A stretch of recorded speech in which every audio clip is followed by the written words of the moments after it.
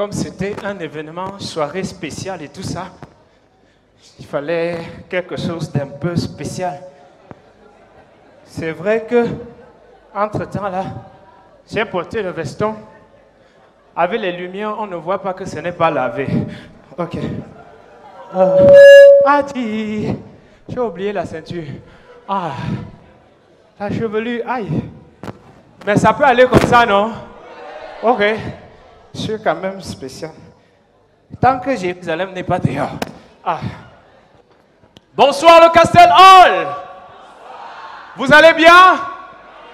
Je me demande souvent pourquoi quand un artiste monte sur scène ou alors quand quelqu'un prend la parole en public, il dit toujours vous allez bien, est-ce que ça va et tout ça.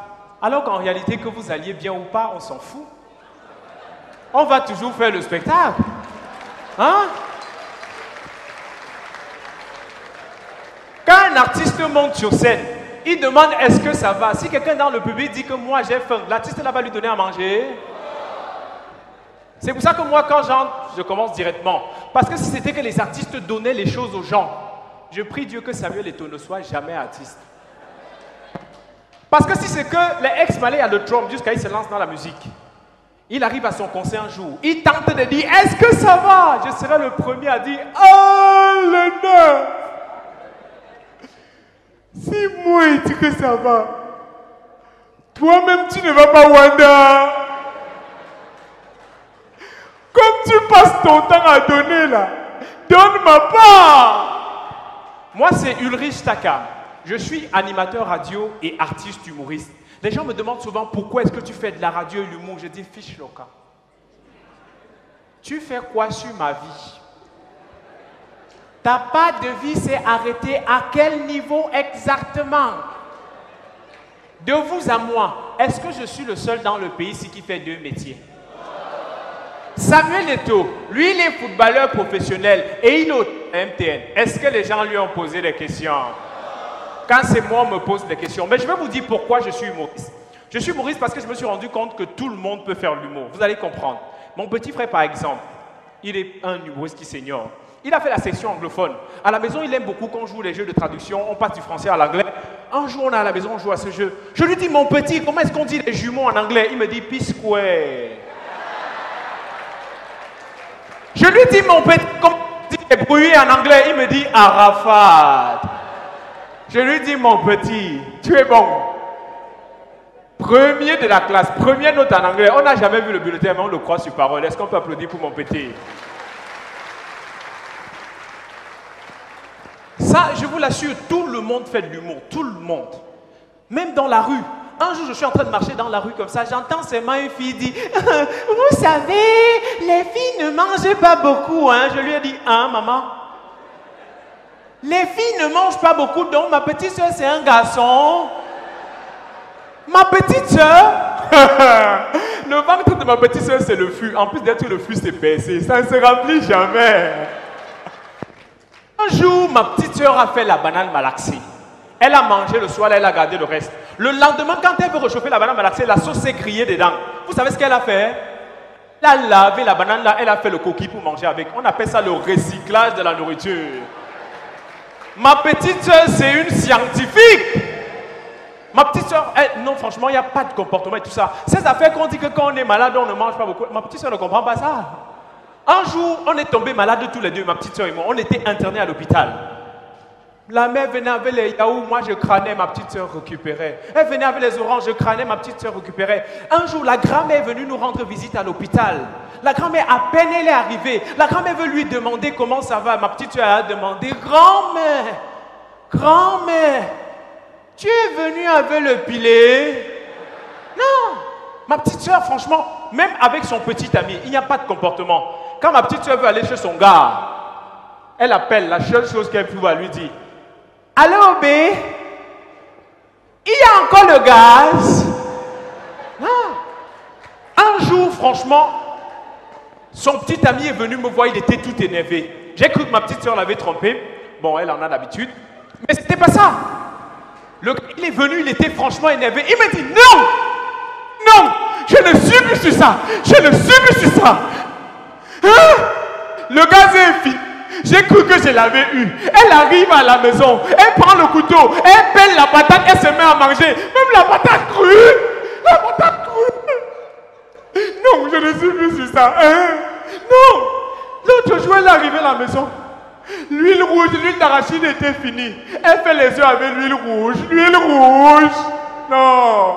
Vous comprenez, tout le monde franchement fait de l'humour. Même à la télévision, les gens font de l'humour. Alors, on va, c'est très participatif. Hein? Est-ce qu'il y en a qui ont regardé la première édition de The Voice Afrique? On va lever les doigts, s'il vous plaît. Ceux qui ont regardé The Voice Afrique, voilà, est-ce qu'on peut lever les doigts? Franchement, est-ce qu'on peut lever les doigts? Voilà. Désolé, monsieur, je parle à ceux qui ont la télé chez eux. Est-ce que vous pouvez baisser, monsieur, s'il vous plaît? Merci beaucoup. Merci beaucoup, c'est gentil. Non, vous savez, à The Voice Afrique, avant qu'un candidat ne monte sur scène, il y a une sorte de public reportage. On présente les conditions dans lesquelles le candidat il a travaillé. Vous vous en souvenez, j'espère. Il y a une candidate qui devait prester, elle s'appelait Julie. On a donné la parole à sa mère pour qu'elle nous dise dans quelles conditions son enfant a travaillé. La mère a pris la parole.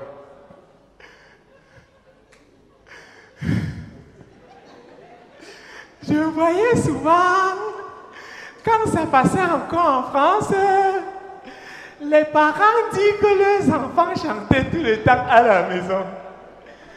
Ma Julie, si que vous voyez là, vous voulez qu'elle dise qu'elle chantait tout le temps à la maison. Dans la maison. 1, on est en location. 2, son père ne la chasse pas.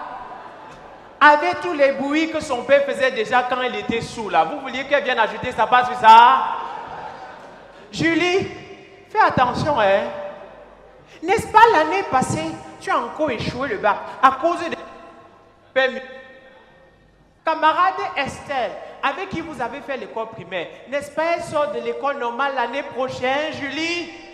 Tu es là, tu dis que la musique c'est ta passion. La musique c'est ta passion. Oh, passion bimoulet.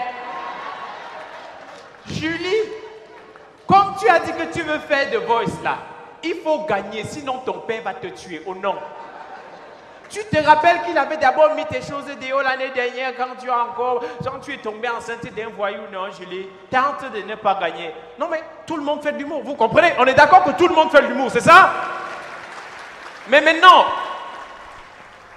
quand tout le monde fait de l'humour, mais quand tu dis que tu veux devenir humoriste, ça c'est la chose que je vous souhaite jamais. Non, non, non. Parce que moi, quand ma mère a appris que je suis devenu humoriste, elle a piqué une crise. Pas piquer une crise, les gens on l'amène à l'hôpital. Et non, ça c'est chez les bobos là-bas. Chez nous, quand ma mère pique une crise, c'est toi qu'on amène à l'hôpital. Tellement elle te bastonne. Et ma mère avait l'habitude de piquer les crises, hein. Un jour, on était dans une maison familiale comme ça, famille africaine, avec les cousins. On était pratiquement 6. Ma mère a piqué une crise sur nous 6. C'est le jour là que j'ai compris que la femme, c'est le sexe faible, non? Mais ma mère, c'est l'exception qui fait la règle. Est-ce qu'on peut applaudir pour ma mère? Non. Humoriste, c'est compliqué. Humoriste, c'est pas évident. Parce que, voilà, avant que je ne devienne humoriste, avant quand j'arrivais au village, on me posait la question, qu'est-ce que tu deviens? Aujourd'hui, on me pose plus cette question. Tout le monde sait qu'il ne devient rien. Ce qui fait que quand j'arrive au village maintenant, ce sont les villageoises qui savaient qu'elles étaient déjà vouées à un échec, qui me parlent maintenant, elles se moquent de moi. Elles me disent, hé, Tagam, tu as encore les habits? Ta folie n'est pas déjà au niveau où tu te déshabilles. Non, franchement, humoriste c'est compliqué, même pour avoir une petite amie. Même pour avoir une petite amie. Prenons un exemple simple. Si c'était Loco qui était sur cette scène, et il était monté, il t'a dit seulement, if you know, toutes les filles devaient crier. Depuis que je suis là,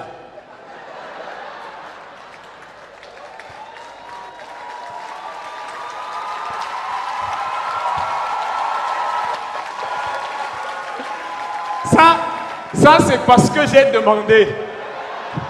Parce que, au fond là, j'ai même entendu une fille, au lieu de crier depuis là, j'ai même entendu une fille dire, le gars s'y est bête, oh non. Non, hein? C'est humoriste, c'est compliqué. Avec ça, une fille qui dit que tu es bête, tu ne peux pas aller à la fin du spectacle et dire donne-moi ton numéro, c'est impossible. Hein? Humoriste, c'est compliqué. Franchement, c'est trop compliqué. Parce que en tant qu'humoriste, je m'imagine un peu comment ça va se passer quand je vais mourir. Comment est-ce qu'on va annoncer mon deuil aux gens? Peut-être comment on va faire une affiche, comme on fait souvent pour annoncer mes spectacles. J'imagine un peu le spot. Quand le spot publicitaire va passer à Canal 2. Aïe, aïe, aïe. Les obsèques de l'année. Oui, les obsèques de l'année. La mort du moment. La veillée, le deuil du moment. Aïe. Le spot, ça sera la magie, c'est vrai. Ah, car l'enterrement aura lieu derrière la maison de son père. Parce qu'avec tout l'argent qu'il n'a pas travaillé, il a travaillé le temps, il n'a pas eu le temps de se construire. Le sport, j'imagine, ça, ce sont des informations. Qui fait quoi, où, quand, comment et pourquoi. Le deuil de l'année. Oui, enterrement. Les tickets sont déjà disponibles au supermarché La Chakata. Et oui, au salon de coiffure Donald Trump Fashion. Au restaurant Le Jujuba, encore appelé Djung Djung. Et puis à l'église de Jésus sort par la porte de derrière. Passe 2000, 3000, 100 000. Sponsor officiel, les parfumeries du Cameroun. Mon corps sera parfumé au nom. Non, on en rigole, mais c'est sérieux. Parce que comment est-ce que ma femme va me pleurer quand je vais mourir? Mon corps sera étalé au salon comme ça. Comment est-ce qu'elle va pleurer? J'imagine un peu comment ma femme va me pleurer.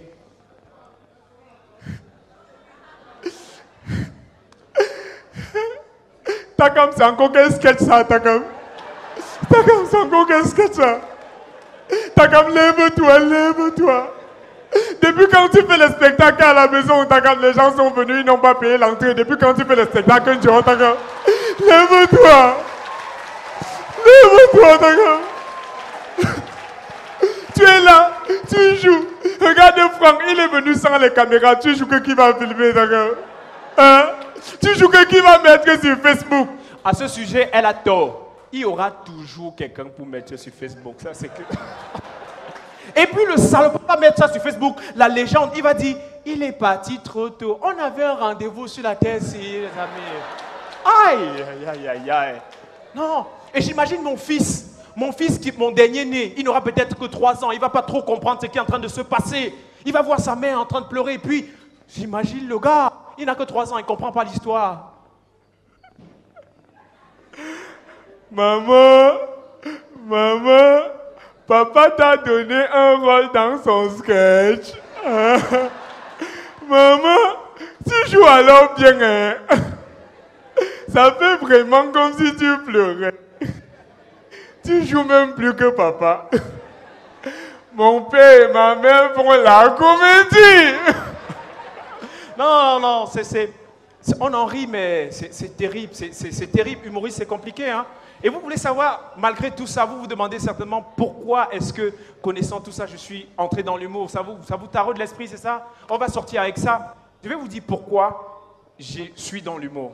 C'est à cause de mon enseignant de l'école primaire. Oui, j'accuse mon enseignant. Tous ici à l'école primaire, on nous a posé la question, qu'est-ce que vous voulez faire dans le futur? On est d'accord? Quoi, toi, on t'a pas posé cette question? Est-ce que tu venais d'abord à l'école, man? Non, mais oui, tous à l'école primaire, on voulait être président. Oui, est-ce qu'il y en a qui voulaient être président? Ah, d'accord. Et si quelqu'un là-bas dit non, que même si tu voulais, man. Quand tu te regardes là, tu as la tête d'un président, toi aussi, gars. Non, l'enseignant aurait dû être franc avec nous. Il aurait dû se placer devant nous en classe et nous dire bonjour les amis. Vous allez bien? Aujourd'hui, on va essayer de savoir ce que vous voulez faire dans le futur. On va commencer par toi, Paul. Paul, tu es bien intelligent, premier de la classe. Qu'est-ce que tu veux faire dans le futur? En fait, ce que je veux, c'est faire dans la politique. Ce que je veux, c'est créer mon parti politique et participer au développement de mon pays. Opposant, Paul. Le métier, c'est opposant. Tu ne vas jamais gagner les élections. Tu comprends, non, Paul? Hein? On va continuer. Ne pleure pas, hein, Paul, ça va? Ne pleure pas. On va continuer. Julie. Oh! Tu ne demandes pas pleurer, non? Tu pleures quoi? Hein? Nous-mêmes, on pleure depuis là. Qu'est-ce qui a changé? Hein? Oh! Julie, tu veux faire quoi dans le futur? Tu veux être infirmière, Julie? C'est bien. C'est bien, hein? Julie, tu sais que tu risques de ne pas travailler dans la pension publique, non? L'intégration des infirmiers diplômés d'État, là. Oh, on va continuer. Oh, Brian, tu es bien intelligent. Tu as un beau nom, hein? Ta mère regardait quel genre de série? La Patrona, la Chakala, le destin de la sorcière. C'est ça? Hein? Brian, dis-nous, tu veux faire quoi? Tu veux être pompier, Brian? C'est bien, c'est bien. Hein? Mais Brian, quand tu auras le bac, il faut aller fréquenter en français. Hein? Pompier, ce n'est pas un métier au Cameroun. Tu comprends, non? Hein? Tu vas aller en retraite comme ça, là, même la bougie, tu vas pas éteindre. Tu comprends? Quand vous allez arriver sur le terrain, on va vous dire que les voisins vont y aller éteindre le feu. Aïe! Oh, oh, oh! Tu es là-bas au fond! Oh! Moi, il vous connaît. Lève-toi. Moi, il vous connaît tous dans la classe là. Moi, il vous connaît tous. Tu t'appelles comment? Hein? Donfar. Hey, Donfar.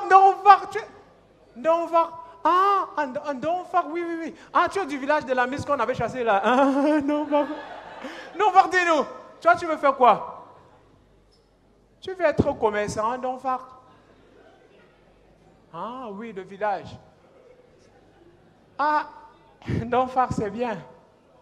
Ah, Donfar, tu veux être commerçant comme tes parents l'étaient, comme tes enfants le seront, n'est-ce pas? Donfar, c'est bien. Mais un conseil, Donfar, un conseil. Vas-y doucement. Vas-y doucement avec le nombre de boutiques si tu vas atteindre 40 ans. Tu comprends, Donfar? Ah, Donfar. Oh, Takam, lève-toi. Moi, il vous connaît. Mais tu étais en classe l'autre jour, non? Lève-toi, parlez maintenant. Takam, tu veux faire quoi dans le futur? Takam, tu veux faire quoi? Tu veux être instituteur comme moi, Takam? Ah! Beaucoup de courage. Ce n'est pas tout le monde de faire les vacations toute leur vie.